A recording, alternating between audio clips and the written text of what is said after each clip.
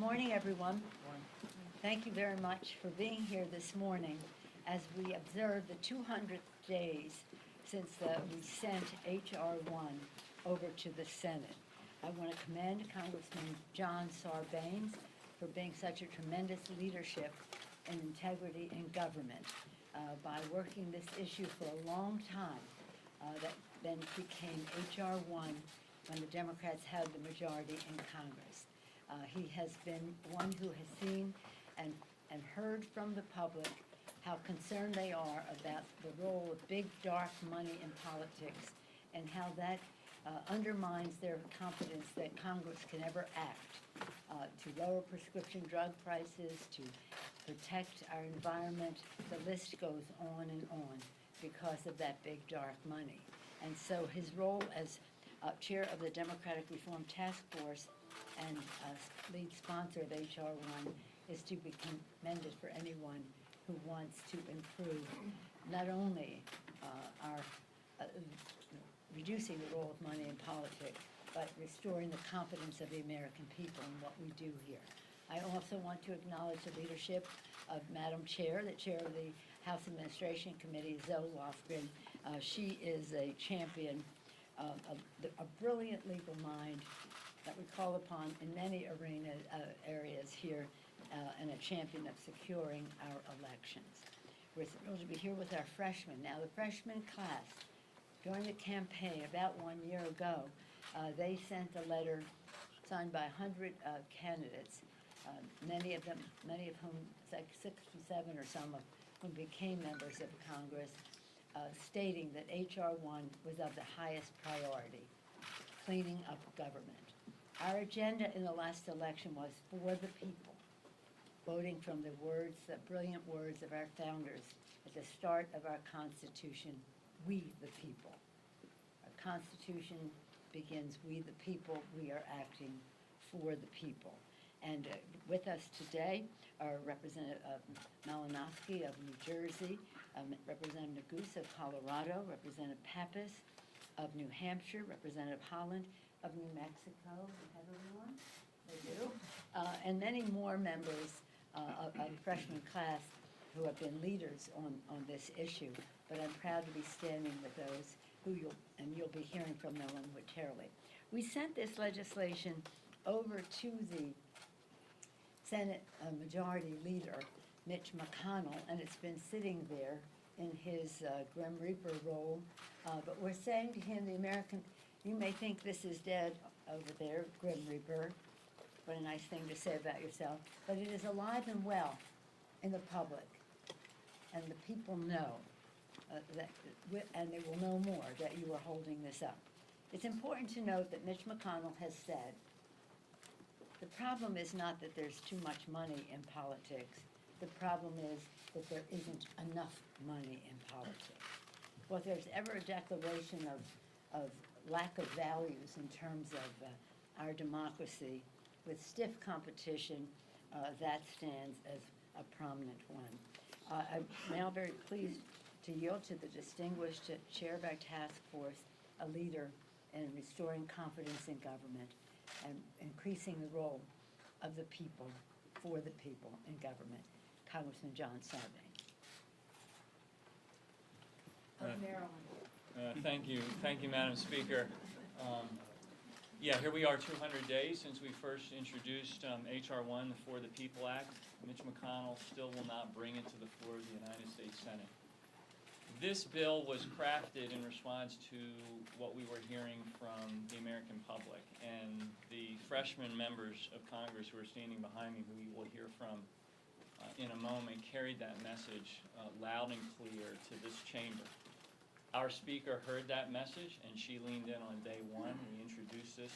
As soon as we put our hands down from taking the oath of office, H.R. 1, the For the People Act, was introduced with the leadership of Speaker Pelosi, but with the championing that came from the freshman class.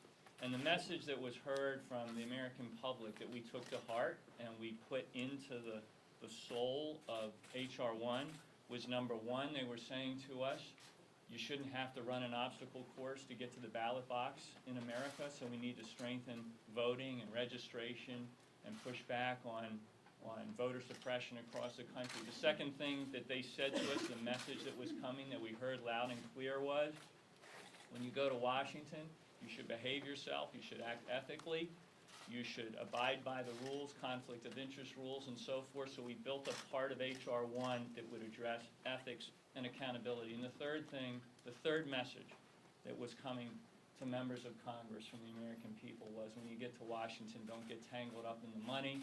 Remember who sent you there. Don't work for the insiders and the PACs and the super PACs and the lobbyists and the special interests. Work for us, the American people. And that was embodied in reforms that create transparency about where the big money comes from, builds a new system for powering campaigns that makes small donors the most important people out there, and strengthens the enforcement tools that we have here to catch people that are breaking the law on campaign finance in real time. That was all put into H.R. 1 in the House. Democrats heard those messages from the American people, and we immediately translated it into a blueprint, a framework for democracy reform, which was H.R. 1. Mitch McConnell apparently is not listening the way we're listening, because for 200 days, he's kept H.R. 1 on the Senate side without bringing it to the floor. We're asking him, bring this landmark legislation that can fix our democracy to the Senate floor so the people can have a vote. And it's my privilege now to introduce really the person who made sure we got this done in terms of regular order in the House of Representatives, and that's Zoe Lofgren, who is the chair of the House Administration Committee, where all of this was pulled together, and we were able to get it over the finish line in the House of Representatives. So, Thank you, John. You know, in addition to the elements outlined so well by Mr. Sarbanes, there was a provision in H.R. 1 to secure our voting systems. All 50 states were targeted in the attacks, the cyber attacks in 2016, and we know that the attackers will be back. Just yesterday, the acting director of national intelligence said this, quote, "I think the greatest challenge that we have is to make sure we maintain the integrity of our election system. We know right now that there are foreign powers that are trying to get us to question the validity of whether or not our elections are valid." He went on to say, "Protecting the sanctity of our elections within the United States, whether it be national, state, local, is perhaps the most important job we have with the intelligence community." So for the past 200 days, we have been pressing the Senate to take up H.R. 1 for the reasons outlined by Mr. Sarbanes, but we have also provided $1 billion for states to upgrade the security of their voting systems across the country by replacing outdated, vulnerable voting machines with paper ballot voting systems. $175 million for ongoing funds for states to respond to evolving threats. $20 million for states to implement risk-limiting audits. A regulation of election vendors to make sure they follow cybersecurity best practices. You know, it seems to me that securing our election system should not be a partisan issue. Every American should know that when they cast their ballot, it's going to be counted just as they cast it. That is not a Democratic issue, it's not a Republican issue, it's not an independent issue, it's an American issue. It's time for Mitch McConnell and the Senate to act on H.R. 1 and secure our democracy. I'd like to introduce now someone who has been such a standout in the freshman class. His expertise in the State Department, his keen intelligence, his integrity beyond question. That is Mr. Malinowski. Please come forward. Thank you, everybody. Madam Speaker, you mentioned that letter that we all sent, it seems like years ago when we were just starting our campaigns. I put my name on that letter because I spent much of my career fighting corruption around the world. And one reason I ran for Congress is because I want the United States to be able to hold its head up high and to be a leader on these issues. And I was elected, like so many of the freshmen, in a district that is evenly divided. between Republicans, Democrats, independents. And my approach, our approach, has been for Congress to focus on issues, focus on passing legislation that can be unifying with the American people. And there is nothing more unifying, there is nothing more bipartisan when it comes to the American people than opposition to corruption. I talk to folks back in my district, Republicans, Democrats, it does not matter. I do not meet a single person who is happy with the idea that people and corporations can spend an unlimited amount of money in secret to influence our elections. I don't meet anybody who wants ethics rules to be weaker rather than stronger. I don't meet anybody who believes that partisan gerrymandering is a good idea. And I certainly don't meet anybody who believes that we should open our political system to foreign interference. Now, we know what's happening in the U.S. Senate. We're realistic about Mitch McConnell. He has some arguments against campaign finance reform. They're bad arguments, but at least he has an argument. He has absolutely no argument for holding up legislation to protect the security of our ballot boxes. He has made absolutely no argument. I can think of no more stark example of putting party over country than this. It is literally exposing America to further attack to promote the interests of one faction of one political party in this country. The American people are very clear about what they want. Again, it may be partisan here, it is completely bipartisan when it comes to the American people. And that's why, despite the difficulties we are facing, I am 100% confident that the U.S. Senate will pass H.R. 1, either this Senate or a Senate that will be elected by candidates who run on this issue. I'm absolutely confident that H.R. 1 will be signed into law by the President of the United States, either by this president or by a president who is elected by running on this issue. Thank you very much. And now I'm very, very happy to introduce my good friend, Congressman Neguse of Colorado. Well, thank you to Representative Malinowski, and he is certainly a tough act to follow.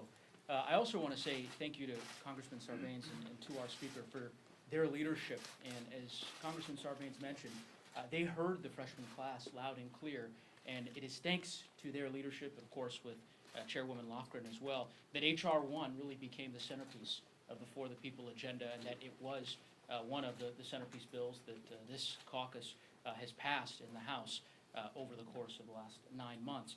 I just want to talk about one aspect of the bill that is critically important to me, and that is what the bill does to protect the right to vote. The right to vote really is foundational to our democracy, to our republic. And over the better part of the last 10, 15 years, you have seen state after state work to curb the right to vote. Voter ID laws, many other efforts. This law changes that. This law brings the power back to the people by adopting some of the most transformative, forward-thinking reforms for our election system in a generation. Many of these reforms are reforms that we've adopted in Colorado. Mail ballots, automatic voter registration, because we know that the more people who are eligible to participate, the more that they do, the better our democracy is for it. There's one experience every week when I come back to Washington that I make sure to do every fly-in day, as we call them, when I come into the House, and that's to greet Mr. Lewis, to remind myself that me and my colleagues in the freshman class have this incredible honor to serve with someone who fought to protect that foundational right so that someone like me could now serve in this incredible chamber. We owe it to Mr. Lewis and to the many folks who fought in the civil rights struggle 50 years ago to honor their service by passing H.R. 1. Now, I will also tell you that as someone who is new to Washington, like many of my freshman colleagues, my understanding of the legislative process was fairly straightforward. You introduce a bill, you attract co-sponsors, you have regular order, a markup, and ultimately hearings, and finally a vote on the floor. And that has certainly been the case in the House, thanks to the incredible leadership of our Speaker. The same cannot be said of the United States Senate. And it's hard for me, I struggle to understand why the Senate Majority Leader refuses to give H.R. 1 a hearing much less a vote. I will say this, the Speaker is right. The people understand it. The freshman colleagues that I've spoken to over the course of the last recesses, we were back home holding more town halls than any freshman class has ever held in the history of the Congress, I might add. As we were speaking with constituents, I think they understand, and that's certainly my sense, that the Senate has become a legislative graveyard, and that the House is doing the people's work, and that it is long past time for the Senate to do the same. So I would implore my senators from Colorado, to take this issue, this bill up, and to push it through regular order so that the American people have a chance to weigh in. And I know that here in the House, we're going to continue to keep building the pressure so that, as the Speaker often implores us to do, to keep it too hot to handle, which I think is certainly going to be the case. And I know one of the people who is certainly working towards that end is my distinguished colleague from the great state of New Mexico, who made history in her own right as becoming the first, one of the first 2 Native American women to serve in the United States Congress, and that's my colleague, Deb Howell. Thank you. Thank you so much, Joe, and I'm honored to be here. And thank you, Mr. Neguse, for raising the issue about civil rights, because as a Native American woman from New Mexico, a 35th generation New Mexican, Native Americans didn't have the right to vote in New Mexico until 1948. And when we celebrated earlier the 100th anniversary of the women's right to vote, we were reminded over and over again that not all women had the right to vote. Women of color did not have the right to vote. And so it's these things that drive some of us to make sure that every single person can vote unencumbered. Before I was elected to Congress, I spent nearly two decades organizing to make sure all Americans have access to our democracy. That includes people who live in hard-to-reach areas and people who have traditionally been excluded from politics, such as Native Americans and other underrepresented groups. A little over 200 days ago, House Democrats made history with H.R. 1, our once-in-a-generation effort to clean up Washington and return us to a government by and for the people. H.R. 1 does 3 simple things. First, it expands and protects access to the ballot box for all voters, regardless of zip code, race, party, or income. This includes making it easier for people to register to vote through measures like my Same-Day Voter Registration Act, which is part of H.R. 1. Second, it ends the era of big money in politics. And third, it ushers in a new culture of ethics and accountability across all 3 branches of government. It's time to deliver on our promise to the American people to clean up corruption in Washington, and no one, not even Senator McConnell, can stand in our way. And I'm very proud now to turn this over to my colleague, Representative New Hampshire. Well, thank you to my colleagues. Thank you as well to the Speaker, to Chairwoman Loughran and Congressman Sarbanes for their incredible leadership on this issue and helping facilitate bringing forward an incredible idea that the freshman class has been so passionate about. You know, I like to say that the freshmen in Congress have proximity to the people and also to the values of this nation.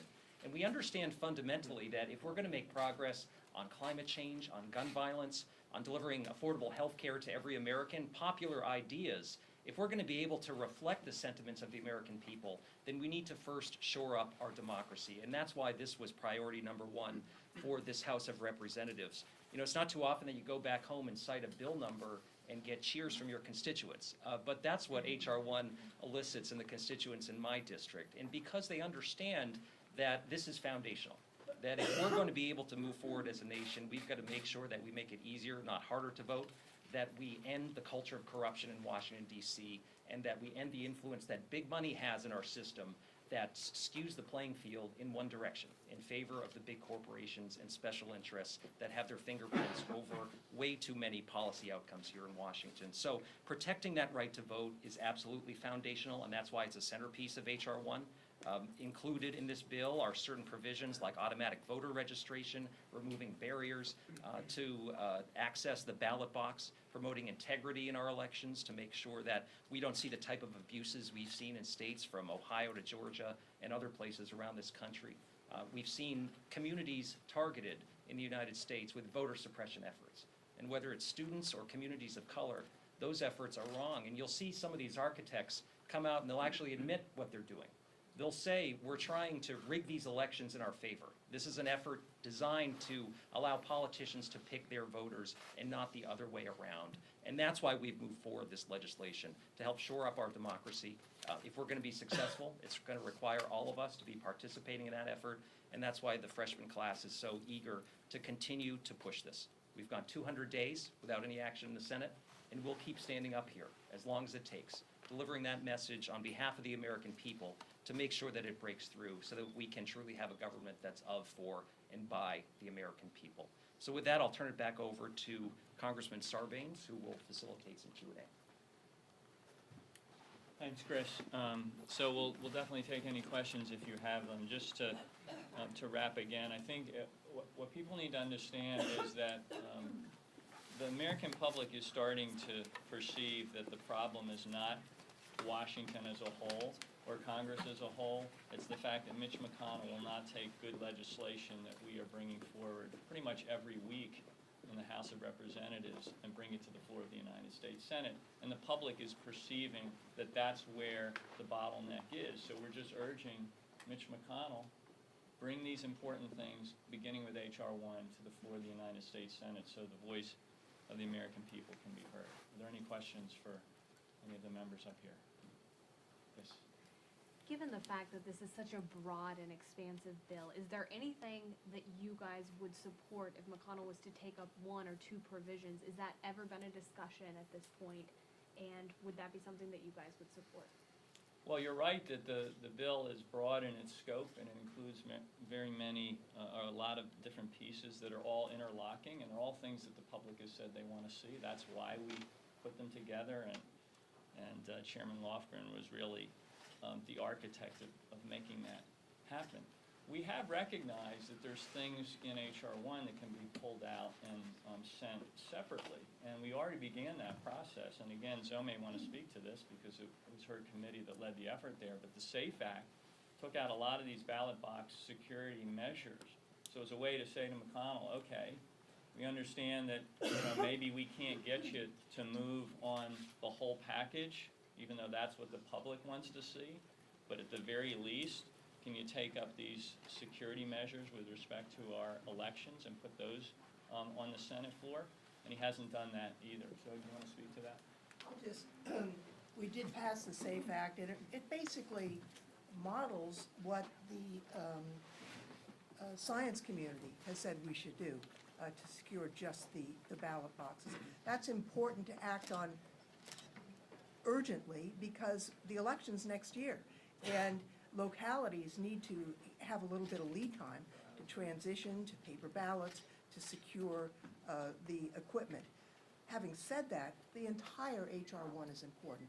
We want to keep the influence of dark foreign influence out of our elections, dark money out of our elections, but you can accelerate the actual securing of the systems themselves. That's urgently needed. Can we talk to you, some of you a little bit, and some of this does pertain to the election security issue. We're going to recess now, impeachment inquiry has been launched. How do you frame this to your constituents as you go back? Explaining the process, getting some who are skeptical on board, what do you all do? And I'd be especially curious to hear from some of the freshmen who represent battleground or swing districts that we flipped last time. Well, I think the basic overarching message is that House Democrats are able to both bring the kind of investigations that need to happen, and obviously that's been a topic of this week. But at the same time we're pursuing that, we'll be doing it aggressively. There's a whole legislative agenda, and if you look at all of the bills that have been introduced and passed on the House side, lowering prescription drugs, equal pay for equal work, raising the minimum wage, addressing gun safety in this country, etc. We have sent a very impressive set of legislative proposals to the United States Senate. So we're able to do that even as we're fulfilling our constitutional responsibility to do investigation and oversight. And I'll turn it over to anybody who wants to add to that. I'll just say, I think we're all going to continue doing what we've been doing. As was mentioned, town halls have been front and center for most of us as we get connected and build relationships with folks in our district. And so I think we do have a responsibility to continue the work that we're doing on our own committees, whether it's on infrastructure, veterans issues, a number of other things, but also to have an honest conversation with our voters back home about the severity of what we've seen this past week and the responsibility that we have as a Congress to stand up and meet the demands of the oath of office that we all took. So I don't think any of us believe that we're a part of this discussion around an impeachment inquiry. We're doing it for political purposes. And so we do have a role to make sure we're going back and connecting the voters of our district with the solemn obligations that we have, the oversight responsibilities that we have that will continue. And I do understand that should members be required to be here for any part of that proceeding, they'll certainly be called back.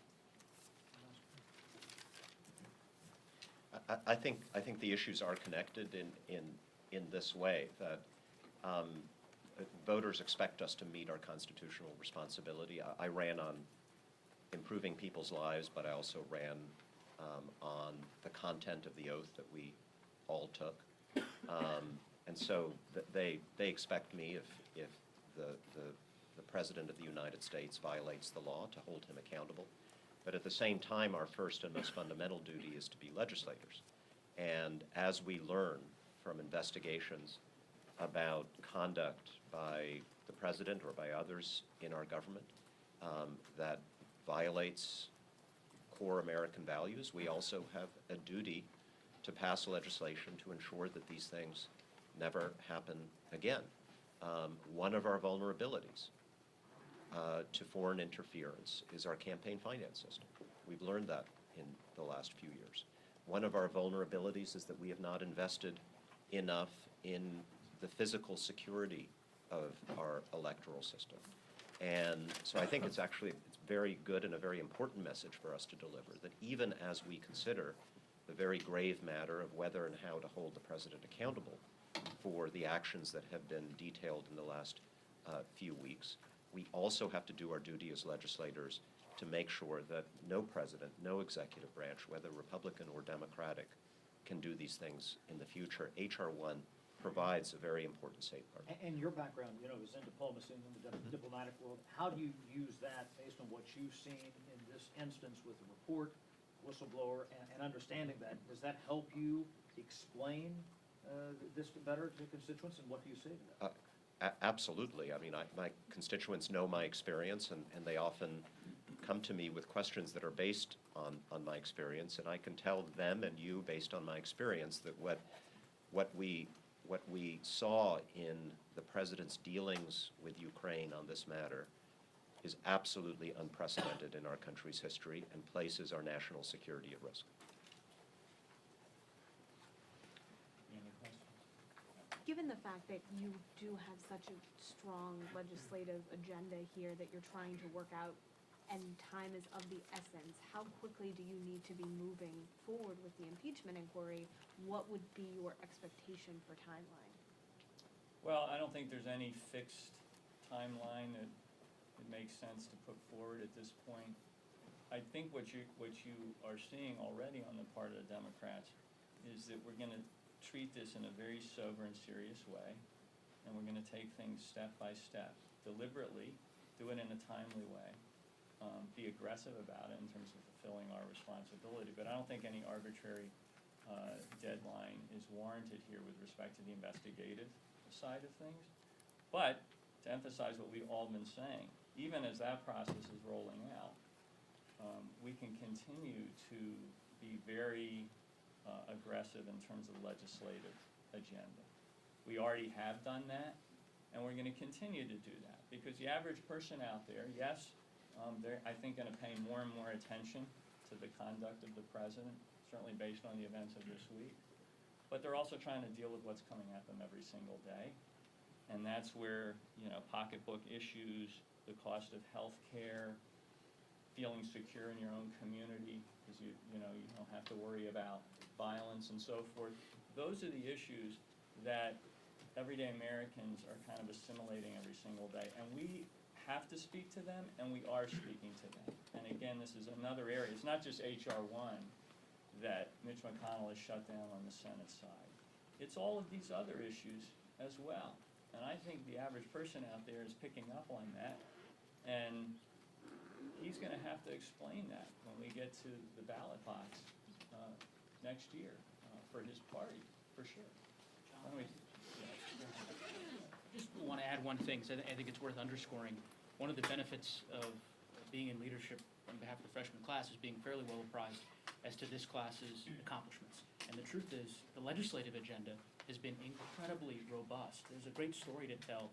Unfortunately, it has not been as well publicized as I think it should be. But I mentioned town halls. This 63 Democratic freshmen in this class have held more town halls than any other freshman class in modern history of the Congress. Congressman Pappas has held 14 town halls in his district in New Hampshire, which I suspect is more town halls than several of his predecessors combined. Representative Haaland has introduced 19 bills, standalone bills, that she is the lead author of. That's the second most bills of any freshman in the United States. We have had 7 freshmen have laws signed by the president, legislation that's been signed into law by President Trump over the course of the last 9 months. About double that number of folks who have had bills pass the House that are now pending in the United States Senate. The vast majority of those bills are bipartisan bills. So this class is a hard-working class, and I think the legislative agenda, to the extent that it's been as robust as I've described, I think that's going to continue over the course of the coming months, notwithstanding the important constitutional responsibilities that we have under Article 1 to perform our oversight. So. We'll take a couple more questions, yes. In a couple months, we'll be into an election year. Democrats will be figuring out the election platform, the agenda for the upcoming Congress. You all have to figure out what you're going to be running on. This was obviously H.R. 1. In all of your minds, do you see this as something that stays where it is on the agenda as you seek re-election in 2020, and you're looking to tell people what Democrats might do in potentially united government, or are there other things that have risen to the fore since then, other agenda issues? For sure, this will be part of the agenda. I mean, in 2018, these candidates ran on the For the People agenda, which was to raise wages, lower prescription drug prices and healthcare costs, and to fight corruption and clean up government. And that message was incredibly resonant with the public. I mean, it really hit home, as they can attest to. And so we're gonna go out with the same basic message again, that we're focused on the economic impact that people deal with every single day, particularly the cost of health care. And we've moved this week, as you know, to address that in a meaningful way. And yes, fighting corruption and making sure people feel like their voice is heard here in Washington. So that's absolutely going to remain at the center of the agenda. That's true, yeah. I mean, if he wants to pass H.R. 1 so we can say, check, we've gotten that done and we can focus on the issues, obviously we'd love to see that, but we're not holding our breath. One more question here? Yes. Yeah, thank you. The events of this week have passed very quickly, and I wonder if you feel like you have any guidance from the leadership about what your message should be to constituents when you go back home. Absolutely, we have guidance from our leadership, both by sort of conversations that are going on every single day, but also by the example being set by our speaker and others within the leadership.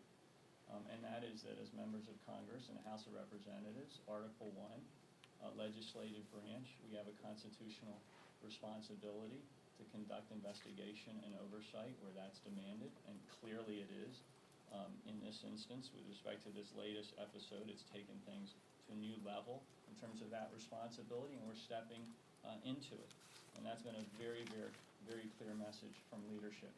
But at the same time, we know, the people out there want to know, what will Democrats do ultimately if they're the ones that are given the authority across our government? We've shown what we'll do in the House of Representatives by passing a very robust and meaningful legislative agenda. It's stuck in the Senate because Mitch McConnell is the Grim Reaper, apparently thrives on that image. But I don't think that's going to stand him in good stead in the long run, because the public wants to see action on things that matter to them. So we're going to keep moving forward, and the leadership's been very clear in saying we need to do both. Did Investigate, but legislate. Did Congressman Neguse want to address that, or? I thought you did, sorry. Which, just on the Just- general point that you made with respect to Well, the message? Yeah, on whether there's a single message on impeachment and how much sort of guidance in this very chaotic week lawmakers have been able to get from their leadership. No, I think Congressman Sarbanes articulated the message quite well. And I think that, as he said, the Speaker and, of course, our caucus chairman and others have set a great example in terms of the way in which they've characterized the path forward. So it's a solemn moment for our country. It's a solemn moment for our republic, and it's a solemn moment for the House. We have a job to do, and so we're going to proceed as the Speaker has outlined. I do think her comments earlier this week about Benjamin Franklin, for those who heard her at the Atlanta Festival, were spot on. This notion that back in the final days of the Constitutional Convention, when Benjamin Franklin was asked by someone who walked by the convention what kind of government the delegates had created, that his response, I should say, was a republic if you can keep it. And it's our job in the Congress as the Article I branch to keep it. And with leaders like Congressman Sarbanes and Chairwoman Lofgren, who's done an incredible job as the chairwoman of the House Administration Committee, and of course our leadership, and this incredible freshman class, whom, as was pointed out, astutely so, has a wealth of experience in terms of their careers coming into the Congress. I think we'll be in good shape. So, thank you. Thank you.